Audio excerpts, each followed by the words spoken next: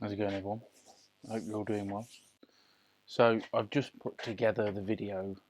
It'll be 2 videos ago for you, where I was having audio issues. I think I've figured out what the problem was. I think the cable was coming out of the camera, and then it was switching to onboard audio, and that's why it sounded terrible. So hopefully now this sounds better.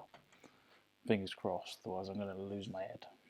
I think today there's a job I need to do that's really triggering me every time I come in here. You probably noticed in that bad audio video when I was working with the Vise,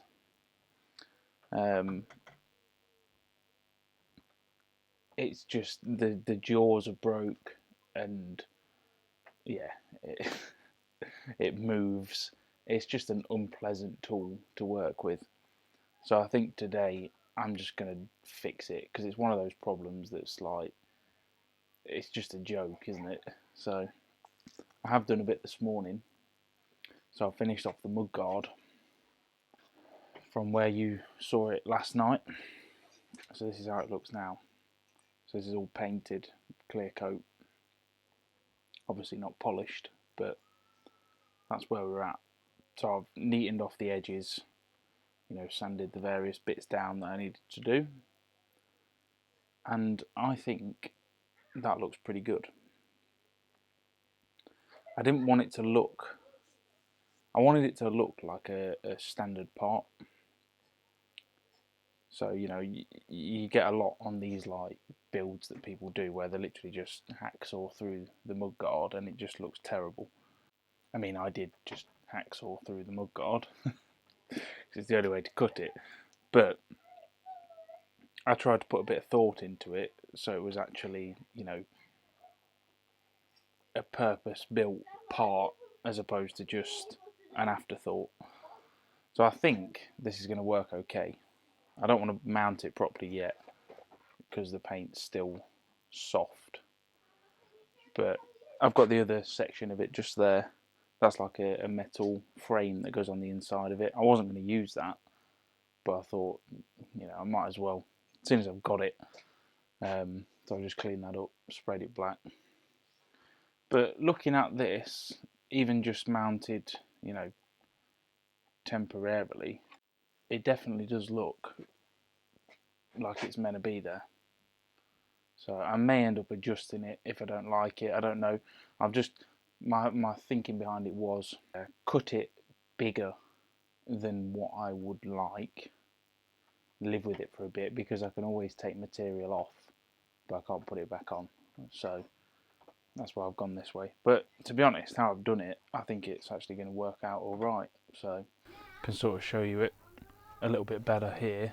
I don't want to scratch it, but it's going to sit something like that. So it is very subtle. It's only a small part, but I think it needs it. So anyway, moving on to the issue at hand. I need to sort this. I use this Vise pretty much every time I come in here. Even right now, to straighten this piece out that I've just used.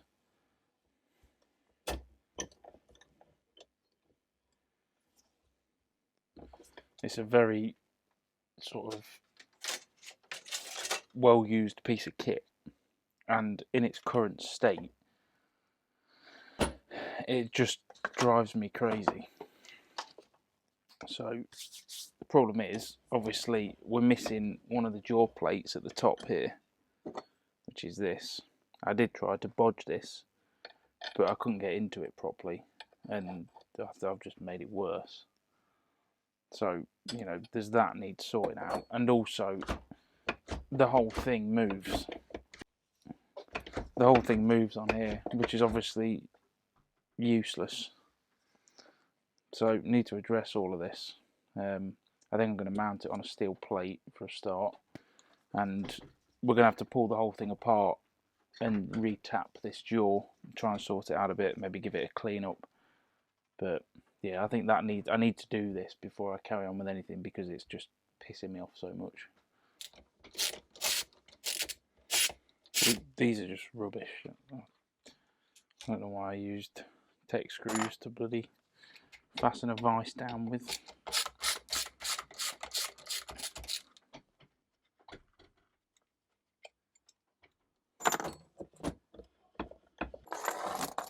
Okay, we won't be using them again.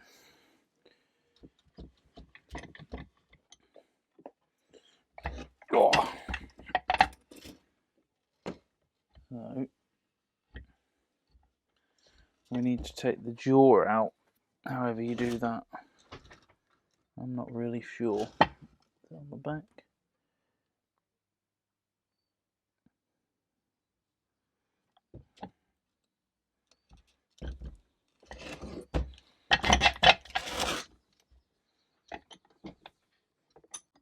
So obviously this screw has some kind of a stopper on the end of it, I imagine.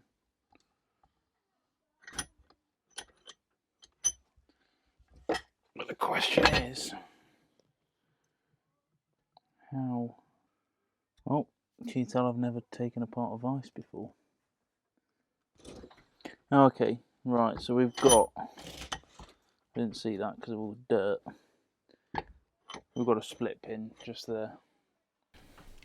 Again, this is the problem I was talking about in the other videos. So look at the state of my hands. The last thing I want to be doing is touching that camera at this point.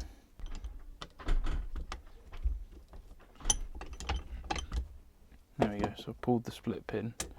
Now that spring is loose, and now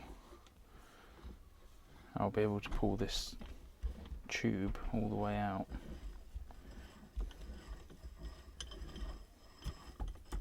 There we go. Just going to hold on to them bits. So they go on there. On the inside. Does this come out now? No, because there's a stopper at that end. So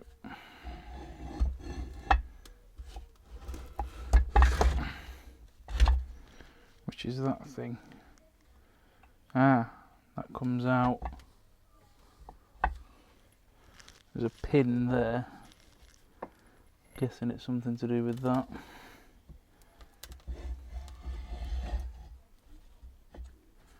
Wonder if that pin comes out. Oh.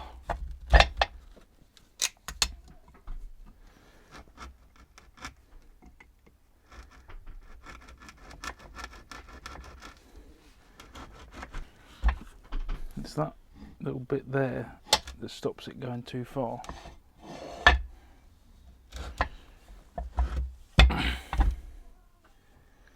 The hammer.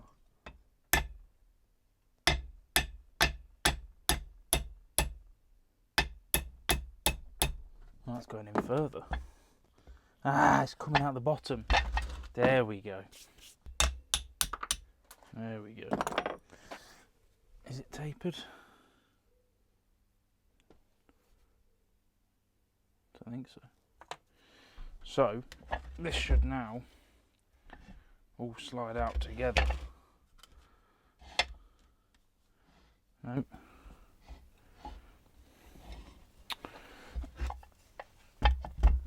This piece. There we go. Okay. So that now slides out the back there. That's it. And now it will come apart. There we go. Okay. Look at the state of that. So, I've just cleaned this up as best as I can. Hot water and fairy liquid, because I ran out of petrol. So, yeah, it just makes it a bit nicer to work with, basically. But onto the repair itself. Obviously I need to remount this jaw. I need to sort this one out as well because this is loose. I'm not sure what's going on there. That's pretty terrible. But I think what I'm going to have to do, because these holes are knackered, I don't have the kit to weld cast iron properly, so I can't really do that. So I'm going to have to drill new to the sides, drill 2 new holes, countersink them, obviously, so the bolts sit flush. And then I was thinking about plugging these two, but I think I'm just going to leave them because they offer other ways to clamp things. You know, say if I've got a piece of tube or I don't know, I think it's good to leave them in. No, that is just going to be a destroyed drill bit, I think. Okay, so 15 minutes later we managed to get that far, which is obviously a problem. So I'm going to have to go with my other plan, which is to offset the jaws by a bolt hole. So offset each one.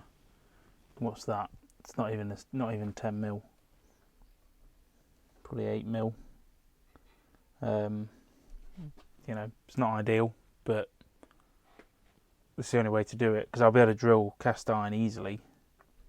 But this is obviously hardened steel, I'd assume. Either way, it won't drill.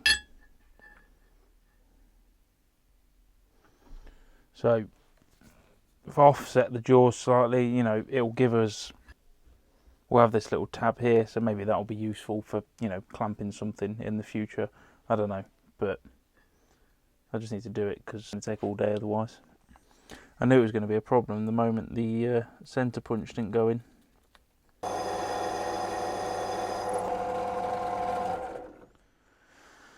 There we go. That's a bit easier, isn't it? Okay, so I've flattened off this a little bit. So now the jaw is going to fit nicer on there. What we need to do now is put a thread in these holes so that the bolt will go in. And the way that you do that is with something called a tap. I'm sure probably a lot of you know this anyway, but for those that don't, so we're using a 6mm bolt, so we're going to use an M6 tap. Now if that can focus, what it is, it's a hardened steel cutting bit with the threads on it, and this is actually going to cut a new thread into that. It should cut pretty easy because cast iron's fairly soft.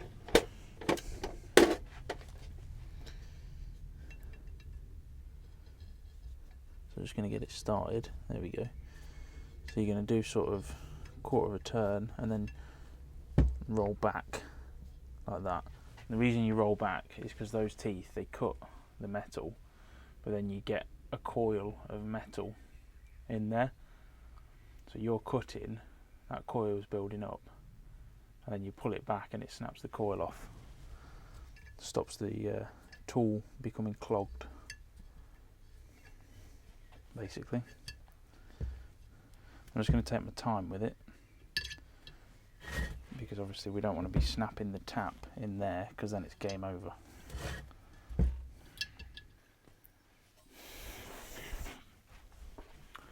So you know that thing that I literally just said would happen if you weren't careful?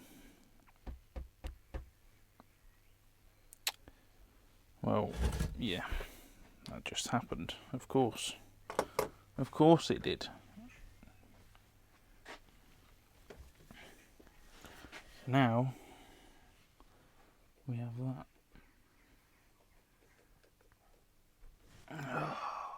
Right at the end as well. I know what happened. It's because it's too big of a piece of metal. Screwdriver sort of became embedded in the desk at that point.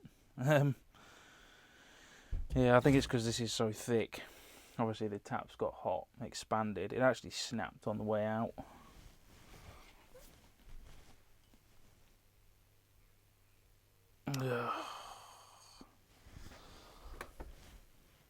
I've got no chance getting that out now. Hardened steel. Oh, I hate it when shit like that happens.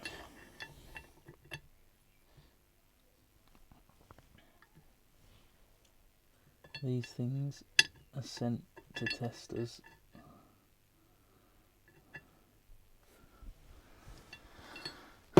It's how we react to them that matters. So what am I going to do?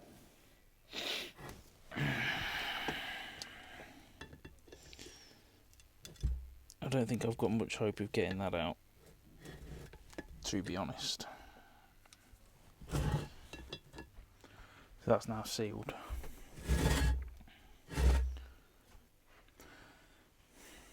Okay, I've took a minute to cool down.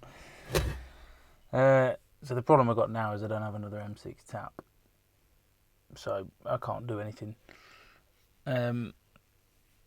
So all I'm going to do for now, because I don't want this to take forever, I've just stuck an M5 long Allen head in there with a nut on the back, which will keep it solid enough, and I'm just going to lock the front of this off with an angle grinder so it's flush.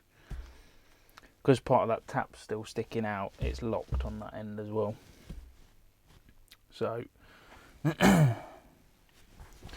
I'll just do that for now so that I can actually use the tool. Maybe I'll sort it out again at some point, but it's just going to take me ages to fix that. It was only £6 from the car boot, so I'm not too heavily invested in it. But this is a number 3. I used to have a number 4, and I managed to snap that in half, trying to press the prop shaft bearings out of my van. So, not got a great track record with Vices. I need a big one. I just need like a, big, massive, maybe one of them ones that moves. Don't know, but there we go. That'll do for now. Just cut that off and call it done. For today, anyway. I need to get it back together so I can carry on with the bike. Just tighten this up as much as I can. Ideal? Nope. But hate it when shit goes wrong. But I want to show everything on here when it goes wrong as well, because that's what I've always done, isn't it? I try and show people the good and the bad.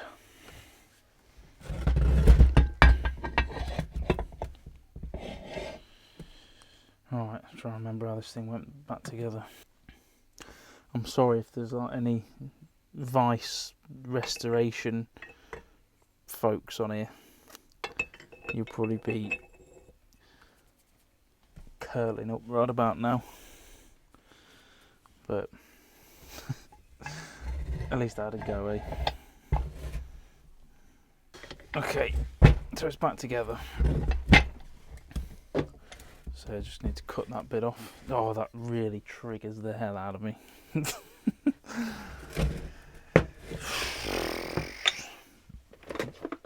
Right. Let's at least solve one problem today. And get it mounted more securely.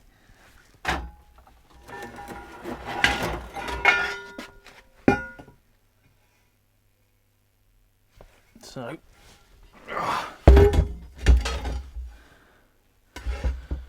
this guy is what the old Vise used to sit on.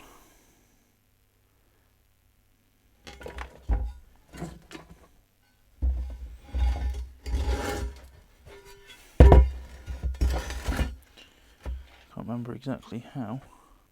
Right, there we go, mounted. Looks like crap. I'll sort that out tomorrow. It's too late to use the grinder now. So, but it's solid at least, apart from the play in the actual thing. But the main body is rock solid now. So at least we've achieved something today, eh? It'll still work as a Vise. I'll probably lock that end off and lock the front of the screw off tomorrow, so at least it sits straight. I'll just have to get a better one at some point. Yeah, I'm done with today now. That pissed me off. I was going to call it a day there, but I don't want to end on a negative. I suppose it's not that negative, at least it works. So I'm going to make a start on the next stage. which at this point is take the front end off pretty much, because this all needs stripping back and sorting out. So, you know, once that's done, then I can start actually assembling properly, because at the minute the back end there's nothing else I can do with that now. So the next major job is electrics, but I'll leave that for the time being. I'll do that right at the end. Once I'll do that once. Well, I'll make a start on it soon, but I need to polish all the frame and stuff. So there's no point me routing cables and tacking everything in if I've got to pull it off again. So I think the next stage is to sort the front out. Got some cleaning to do, got some painting to do, got to figure the handlebars out, headlight, and then, you know, get the new clock mounted and all of that. So yeah, I think I'm going to fully strip it down, strip the whole brake system down as well, clean all the calipers up and the pipes as best as I can. I'd love to change the whole brake system for braided lines, but that's not happening. So I need to try and make these ones look as good as I can, which I should be able to do. Yeah, shouldn't take too much work really.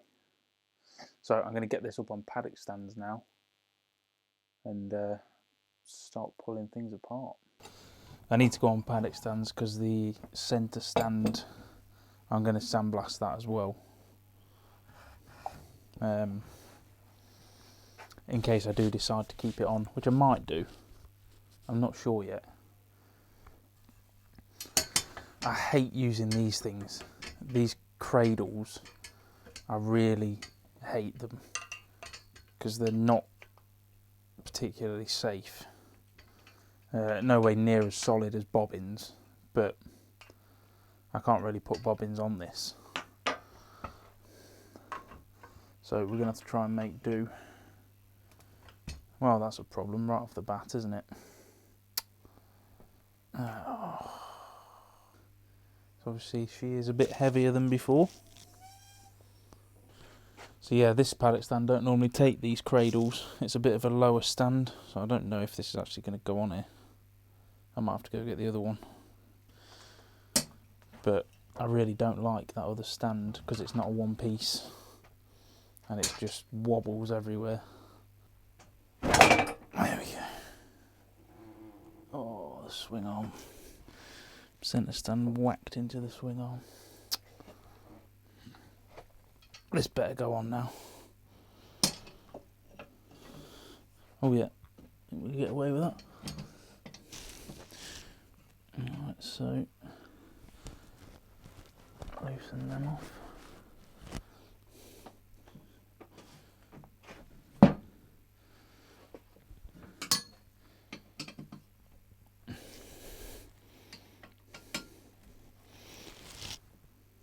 Okay. Well, that's a success then. Good. I think you might have missed that.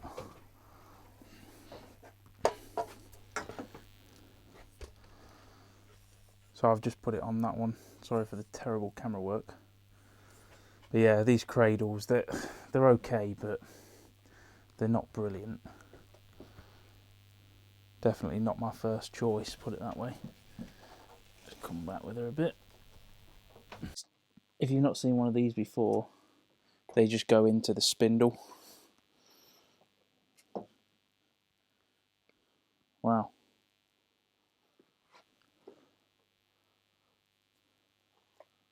That's not much good, is it?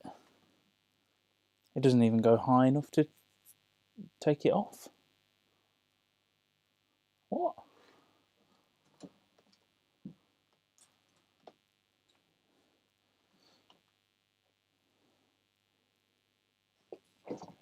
Look at that. Alright, I've managed it. We are on stands. I have had to nip over to Dodgy Town to do it, but yeah, it works. So now we can pull the front end. Again, these cradle mounts here, The main reason why I hate them is because they tend to slide up the swing arm. So you imagine if you're working on your own and you got the back wheel out and you're messing around with the bike and this thing is just gradually working its way down, there's going to be a point where you can't get the wheel back in. So whenever I can, what I try and do is bang a cable tie around something and that will stop it going up that way. But yeah, we are on, so get the back wheel taken out first because that'll only take a second. There we go, one back wheel. I've managed to scuff the swing arm a little bit through various acts. I'm going to have to fix that.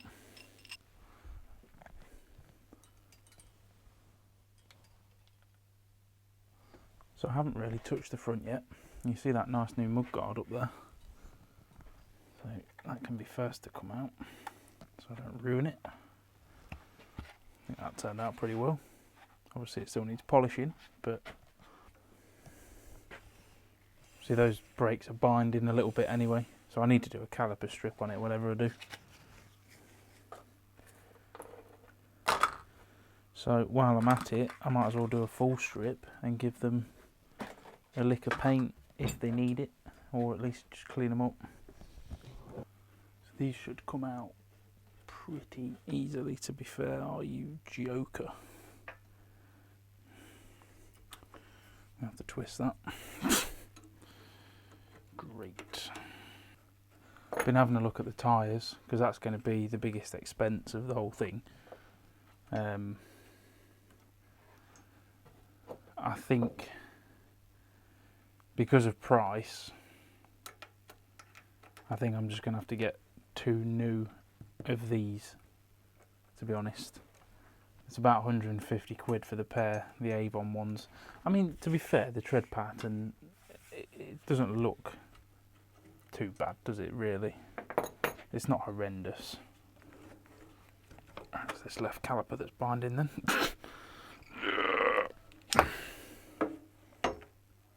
Good to know. Yeah, because, you know, the classic tyres, they're so bloody expensive.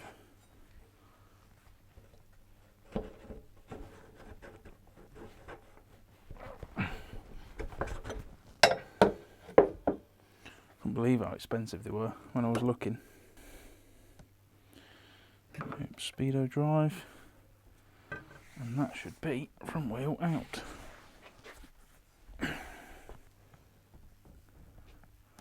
Cool, she's looking a bit bare.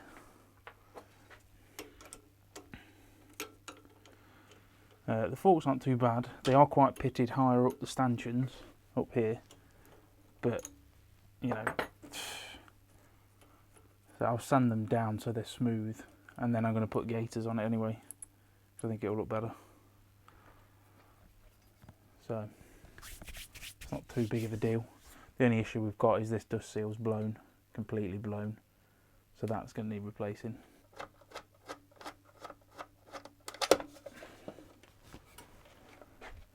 Swanky new headlight. I actually saw a video on YouTube of one of these on another cafe bike the other day, and it looked pretty damn good. Oh, this is going to look so good. I can see it now, like, built, but obviously I can't give you my brain, so you just have to wait and see. Hopefully it turns out as I'm thinking, otherwise that'll be a problem. It's weird, isn't it? Just when you thought it was starting to look like a bike again, that's it. Straight back to square one. There you go. Fork number 2. These are weird forks, these are. They're actually pneumatic. So you have a little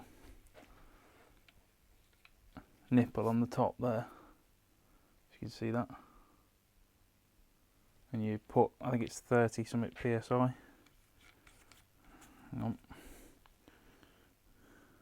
Actually, no, it's not that high. Oh yeah, 35 psi. Shower. I'm probably not going to take the brake system off tonight because that'll be I've got to mess around draining it and separating the pads and stuff, especially if this one's binding. I don't have a piston puller, so got to do it the old school way with a set of Allen keys. If you've done it, you'll know what I'm on about. There we go. Now that this is all off, I need to finish off the paint on the headstock as well.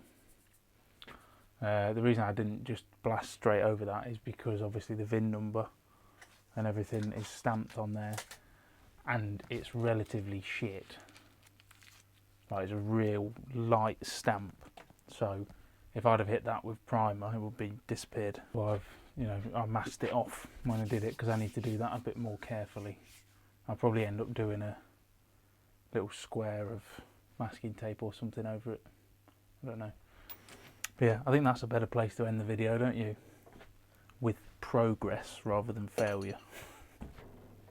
So yeah, I shall sign it off there and see you all tomorrow, which will be in a few days for you. But yeah, I'm happy with that. I feel better now. I feel like I've achieved something. So yeah, I'll catch you in a bit, folks.